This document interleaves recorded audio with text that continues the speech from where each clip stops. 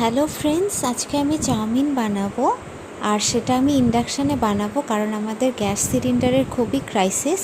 তো আমি এখানে পেঁয়াজ, আলু আর টমেটো, আদা সব কেটে নিয়েছি। পান্ডা ট্রিটসের একটা চাউমিনের প্যাকেট নিয়ে নিয়েছি। চাউমিনটা সেদ্ধ বসাতে দিয়ে দিয়েছি। আর আমার ফার্স্ট টাইম চাউমিন আমি বানাচ্ছি ইন্ডাকশানে, কারণ আগে আমি অনেকবারই গ্যাস সিলিন্ডারে বানিয়েছি, কিন্তু ইন্ডাকশানে একদমই প্রথম।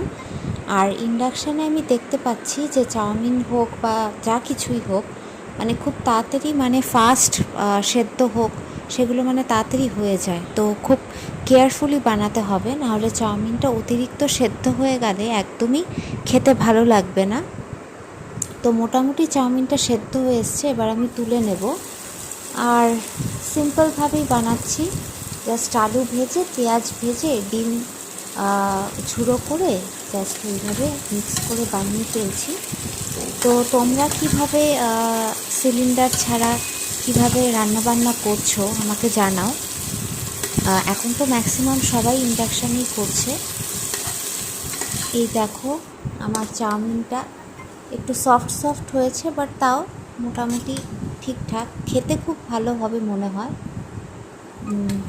তো তোমরাও আমাকে কমেন্টস করে জানাও তোমরা কিভাবে রান্নাবান্না করছো বা কী কী রেসিপি তোমরা ইন্ডাকশানে ট্রাই করলে। আমার যেহেতু নতুন ইন্ডাকশান, আমার ইন্ডাকশানের কিছু ইউটেন্সিলসও কিনতে হবে, সেগুলোও নেই আমার। আজকের মতো টাটা, আবার নেক্সট ভিডিওতে কথা হবে।